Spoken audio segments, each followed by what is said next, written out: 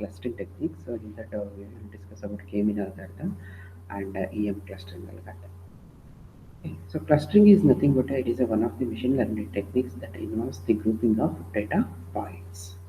So suppose if we have a if you want to suppose if you have a fruits bulk of fruits we have, we need to group the fruits, but we don't know name of the group or a name of the fruit. What we will do based on the similarity of the fruit, we will group the elements. That one we will call it as a clustering technique. So here, when you give the data, set of data points, we can use a clustering algorithm to classify each data point into a specific group. Based on that clustering algorithm, we will classify the data point into a specific group. Okay, so here in the clusters, so here we have a group the fruits now. So in that the within the group cluster the fruits are similar, but between the clusters fruits are highly dissimilar. Like that, suppose if we have group for banana, so banana having the same similarity in one group and mango is having the same similarity in another group. When you match banana and mango, so there is a lot of dissimilarity. Okay, so like that the data points that are in the same group are having high similarity properties, and uh, the data points in different groups should have highly dissimilar properties, or it will be features also. A clustering technique is an unsupervised method and is commonly used for statistical data analysis. Okay, so unsupervised learning technique is nothing but we don't know the names of the data labels. We don't know the names of the fruits. Just based on the similarity, we are grouping the data elements. Okay, so here this is an example. So here the databases are distributed. Okay, so based on their nearest, we are grouping the clusters. Okay, so we are making a cluster. So this is one cluster, this is another cluster, and this is third cluster. So in between the clusters we have a high dissimilarity. Inside the clusters the data points have the higher similarity. Okay, so between the clusters we have a high dissimilarity. Inside the cluster we'll have a high similarity. Okay, this clustering techniques is a machine learning techniques. This clustering analysis is used for machine learning techniques for grouping the data elements. Okay, the quality of the clusters it will be depends on the what algorithm you have used, and what is the distance functions you are used, and what are the applications of the clusters. So here, suppose if you use the cluster algorithm, so when the data points are very nearer, then the quality of the clusters is very good. Okay, the cluster analysis method uses a distance measure to calculate the closeness between the pair of items. Okay, how the data items are close, how we will know? So when you calculate the distance between the two data points, you will know the closeness of the data points. So to calculate the distance, we will use the function. Okay, so you will use the formula that the formula will call it as a Euclid distance formula. It is very popular distance formula. So here we have a two data points x1 and p1 and p2, and p1 having x1 and y1 coordinate, p2 is having x2 and y2 coordinates. Between the two data points, okay, so to calculate the distance between the two data points, the equal distance formula is nothing but square root of x2 minus x1 whole square plus y2 minus y1 whole square. Suppose if we have a x1 is 2 and y2 is 2, x1 is 2, y1 is 2, and x2 is 4 and y2 is 4. So then x2, that is 4 minus 2 whole square plus 4 minus 2 whole square. Okay, so overall square root of those things we will get a distance between the two data points. Like that we will calculate the distance.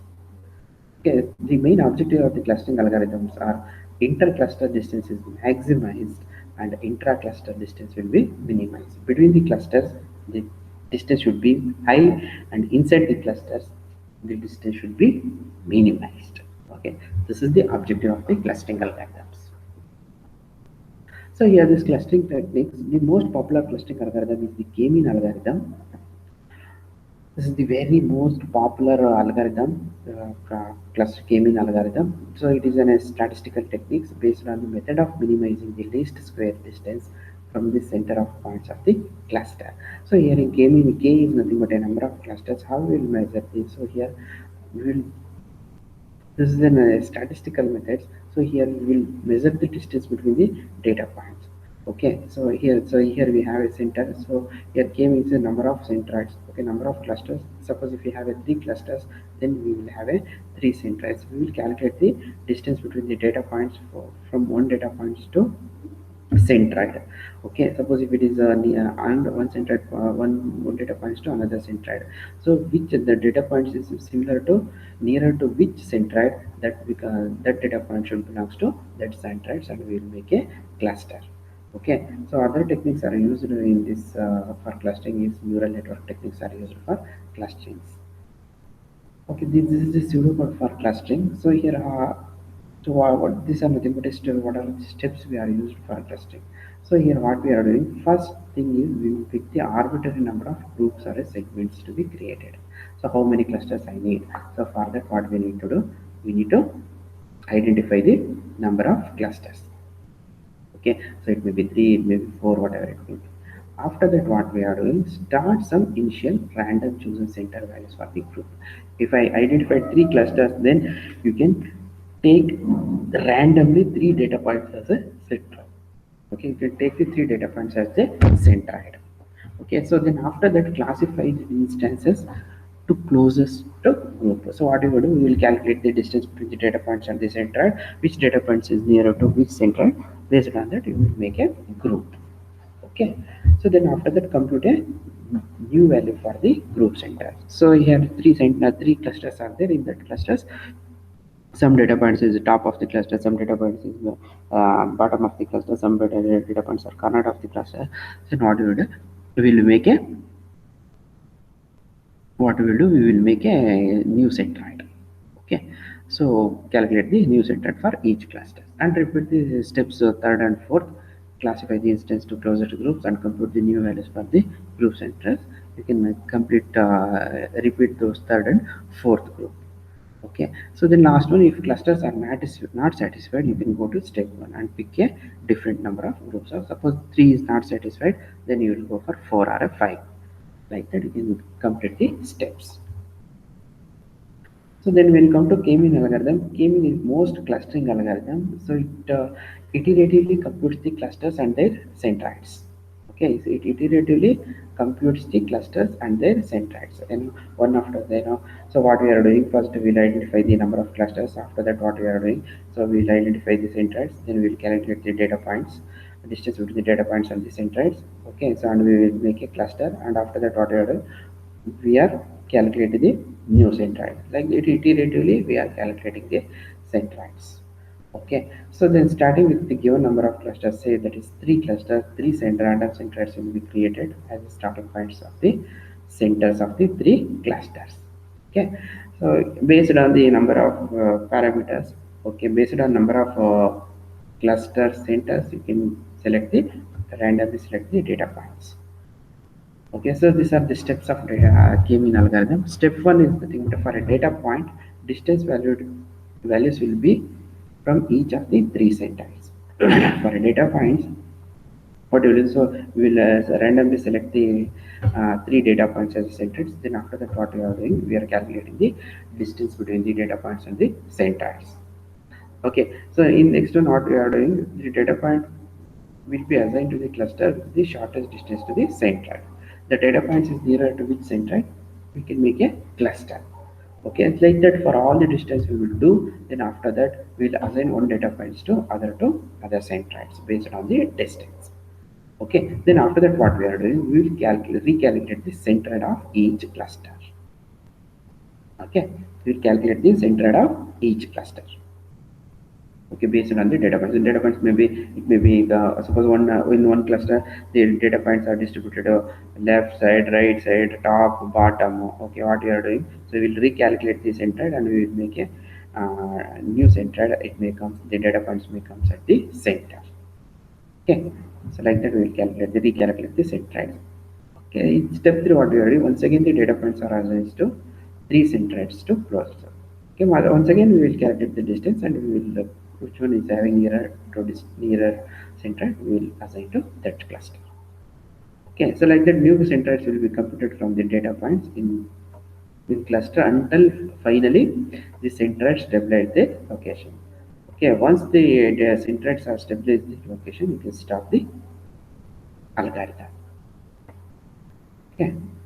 So this is the pseudocode for a k-mean algorithm. So here is the pseudocode for implementing a k-mean algorithm. So here is the same steps, whatever we are doing. So we are putting those one in pseudocode. So here, what we need a number of clusters and data points for this k-mean algorithm. Okay, so if that is the parameters we want. Okay, so what we are doing in first step, we will choose the k number of random data points as the initial centroids. Okay, if it is 3, 3 centroids. If it is 4, 4 centroids. Okay, 3 centroids we are doing. Then after that, what we are doing, we are calculating this distance and we are assigning the data points to the nearest centroid. Then after that, we are recalculating the centroid of the cluster. That one we are doing. Repeat the steps till cluster center stabilize. Till stabilization of the center, we'll do these two steps. One is allocate each data point to the nearest k centroid. Okay, so allocate the we will calculate the distance and allocate the data points to the nearest centroid. And after that, compute the new centroid for the cluster using our data points. Okay, so this is the pseudocode for k-mean algorithm. Okay, so what is the parameter to select the number of clusters? The correct choice of the value of the k is often ambiguous. Till now, it is an ambiguous. We don't know. So, but also we need to select the number of clusters. How the data is distributed. Okay, it is depends on the scale and shape and scale of the distribution of the points in the data set. Okay, and decide clustering resolution of the result. So how data is distributed, based on that we will select the number of clusters. Okay, so shape and scale of the data points, based on we need to select the number of clusters. Okay, so next algorithm is expectation maximization. So here k-mean algorithm, we are calculating the iteratively calculating the centroids and the new clusters. Okay, in expectation maximization, it is a statistical algorithm for finding the right model parameters. We typically use EM when the data has missing values. In other words, when the data is incomplete. So in k-mean algorithm, whatever when the data is fully completed, at that time we will go for k-mean algorithm. When data is incomplete, okay, when data is incomplete, when data is having missing values, so at that time we will go for okay, at that time we will go for EEM algorithm. This missing values we will call it as missing values variables, we are call it as a latent variable. Okay, so this latent variables are nothing but a missing variables. So these missing variables we need to identify when you apply EM algorithm. Okay, we consider the target or a cluster number to be unknown when we are working on a unsupervised learning problem. Obviously, we don't know how many clusters we need to create. So it depends on the data points we need to create, because suppose a bulk of fruits are there, but we don't know which fruits are there. If you know the names of the fruits, you can easily group the thing. But we don't know the names of the fruits. What we are doing, based on their similarity, so we are making the group. Okay, so, but we don't know the number of clusters. It's very difficult in unsupervised learning. This expectation maximization tries to use the existing data and determine the optimal values. How do you identify the missing values? So here this expectation maximization, what it will do, it will tries to use the existing data to optimize the values for these latent variables. Okay, and then find the model parameters. Okay, so this expectation maximization is based on the existing data. It will identify the missing values. Okay, so here it may take the average of the now two numbers to identify the missing value. Suppose if we have a 4 and 6 is there, so in between 4 and 6, what is the missing value is 5. So how will it will calculate the average of those two. So like that it will identify the latent variables. This expectation maximization algorithm has two steps. Okay, expectation maximization algorithm has two steps. One is E steps, another one is N step. In these steps, all available data is used to estimate the values of missing variables. Okay, in each steps, what it will do, it will guess the missing values. Okay, estimate or guess the missing values. That one we will call it as E step. In M step, what we are doing, based on the estimated values generated in E step. Okay, complete the data is used to update the parameters. Okay, so here first steps we are identifying the missing values. They using those missing values, To complete the data and update the parameters, we are doing in M step. Okay, based on the estimated values generated in each step, we will complete the data and update the parameters. Okay, so here in this Gaussian mixture model, so this is a clustering technique in the EM algorithm. Okay, so here the main difference between this EM algorithm and Gaussian mixture model. So when you compare K-mean algorithm, what we are doing, so here when you want to update the centroid in k-mean clustering, what we are doing, we are using mean value, k-mean value we are using. But here we are using mean value and also variance. When you want to calculate that one, mean and variance, both things we are using. These Gaussian mixture models are commonly used for clustering purpose. Okay, so they can provide a framework for assessing the partitions of the data by considering that each point represents a cluster. It will identify each point represents a cluster. Okay, it can provide a framework for accessing the partitions of the data by considering that each point component represents a cluster. Okay, so this Gaussian mixture model or probabilistic model that uses soft clustering approach for distributing the points in different clusters. It will apply, why we will call it as a soft clustering approach? Because it will use mean and variance, two things it will use when it calculates the centered of a cluster. Same steps, what are the clusters we have? Na? Same steps it will use. Okay, so what are clustering steps? What are the things we have? Na? Same thing. This Gaussian mixture model is also used. It will calculate the distance. It will identify the centroids. And you randomly select the centroids. Okay, so then after that, select the centroids, and after that calculate the distance. Okay, so then after that, group the data points based on nearest. Then after that, calculate the centroid, new centroid. When it calculates the new sense, it will it will identifies the mean and variance as well as variance of the data. Okay, so that is the difference between k-mean and Gaussian mixture model.